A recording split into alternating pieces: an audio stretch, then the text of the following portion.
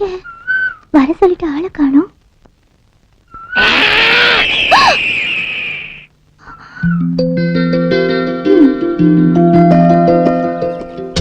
என்ன பயந்துட்டியா? நான் ஒன்னும் பயப்படல. ஆமா, எதுக்காக என்ன வர சொன்னீங்க? நான் இங்க இருக்கேன். நல்லா சமைக்க கத்து கொடுத்தேன், கூடவே காதலையும் கத்து கொடுத்துட்டேன். போய் சொல்லாதீங்க, நான் இப்போ அதெல்லாம் கத்து கொடுத்தேன். கண்ணாலேயே பேசுனியே, அதுக்கு என்ன அர்த்தம்? லவ் தானே?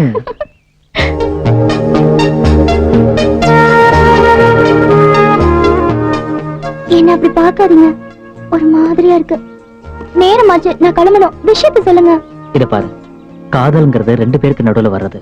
அது 4 பேருக்கு தெரிஞ்சு 4 விதமா பேசுறதுக்கு முன்னால நம்ம கல்யாணம் நடக்கணும். என்ன சொல்ற? கல்யாணமா?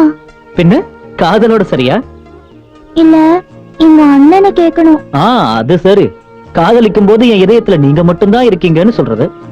கல்யாணம்னு வரும்போது அம்மா வந்துருவாங்க, அப்பா நுழைஞ்சிருவாரு, மீதி இருக்கிற சொந்த பந்தம் எல்லாம் பொட்டி பொடிக்கையோட வந்து சேர்ந்துட்டா உன் இதயத்துல எனக்கு எங்கம்மா இடம் இருக்கும்? ஏங்க இப்படி எல்லாம் பேசுறீங்க? என் இதயத்துல நீங்களும் இருக்கீங்க, வேற எங்க அண்ணனும் இருக்காரு. நல்ல வேளை, அவர் இருந்துட்டு போட்டோம். அவர் நம்ம கல்யாணத்துக்கு ஒத்துக்கலன்னா? அதுதான் இல்ல, எங்க அண்ணன் ஆசைப்பட்டது எதுவும் வேண்டான்னு சொன்னதே கிடையாது. ரொம்ப நல்ல அண்ணன். அப்படின்னா தொடலமா? ஆனா இன்னைக்கே நீ அண்ணன் கிட்ட சம்மதத்தை வாங்குற என்ன? இன்னைக்கேவா? இப்பவே